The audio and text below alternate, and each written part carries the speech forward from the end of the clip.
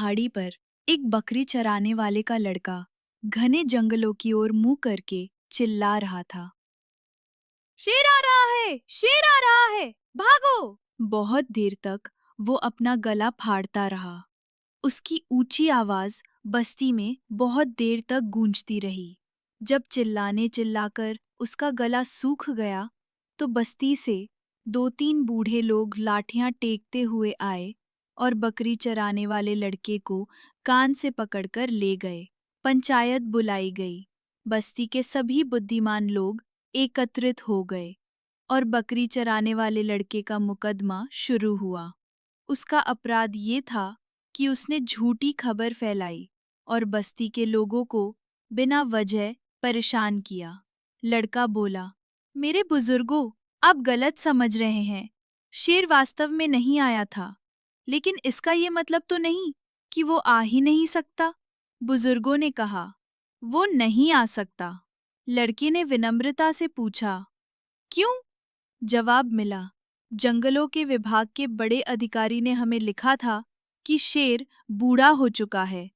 लड़के ने कहा, लेकिन आपको ये नहीं मालूम कि वो जवान होने के लिए कई जड़ी बूटियां खा रहा है? इस पर जवाब मिला, ये अफवाह थी। हमने जंगलों के विभाग के बड़े अधिकारी से इस बारे में पूछा तो उसने हमें लिखा था कि शेर ने तो अपने बचे हुए दांत भी निकलवा लिए हैं, क्योंकि वो अपने जीवन के शेष दिन भगवान की याद में बिताना चाहता है। लड़के ने बड़े उत्साह के साथ कहा, मेरे बुजुर्गों, ऐसा हो भी सकता है?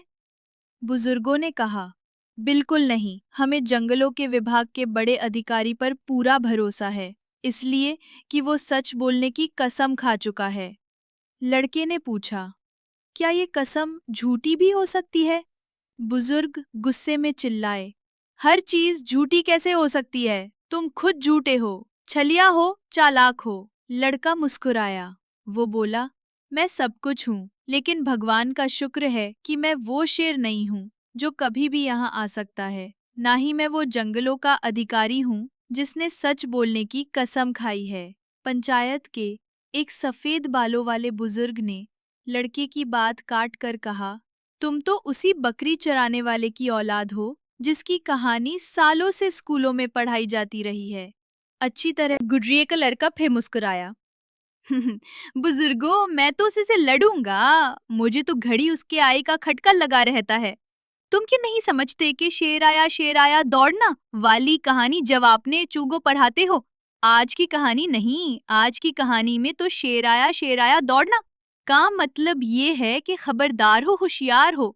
शेर आए ना आए, हो सकता है कोई गिदड़ ही मुंह उठाकर धर चला आए, मगर इस हैवान को भी तो हमें अपनी बस्ती में घुसने से रोकना चाहिए।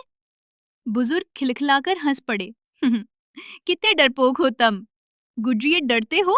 गुडरिए के लड़के ने कहा, मैं शेर से डरता हूँ न गिदड़ से।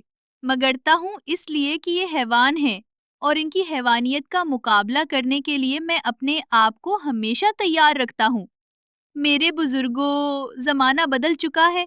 अपने स्कूलों से खुदा के लिए वो किताब उठा लो जिसमें शेर आया दौड़ना वाली पुरानी कहानी छुपी है। उसकी जगह ये नई कहानी पढ़ाओ। एक बुड्ढे ने खांसते खटकारते हुए कहा, भाइयों, ये लड़का हमें गलत रास्ते पर ले जाना चाहता है। इसका सर फिर गया है। दूसरे बुड्ढे ने गुस्से से कांपते हुए कहा, इसका फौरन कैद। डडरिए के लड़के को फौरन जेल में कैद कर दिया गया। इत्तेफाक की बात है, उसी शेर बस्ती में दाखिल हुआ, भगदड़ मच गई। 6 लोग बस्ती छोड़ के भाग गए। बाकी शेर ने शिकार कर लिए। मूंछों के साथ लगा हुआ खून चूसता जब शेर जेल के पास से गुजरा तो उसने लोहे के मजबूत सलाखों के पीछे गडरिए के लड़के को देखा। शेर ने उससे कहा, कौन हो तुम? लड़के ने जवाब दिया, मैं गडरिए का लड़का हूँ। शेर की आंखों में खून उतर आया। अफूद, तुम हो गडरिए के लड़के, वही जो मेरे आने की इत्तला दिया करते थे। बाहर आओ, मैं तुम्हें इसकी सजा देना चाहता हूँ। लड़का मुस्कुराया।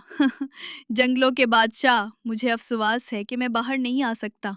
मेरे बुजुर्गों ने जो मुझे सजा दी है उसने मुझे तुम्हारी सजा से महफूज कर दिया है। और शेर دانت پیس کر رہ گیا. And smash that share button like it's hot.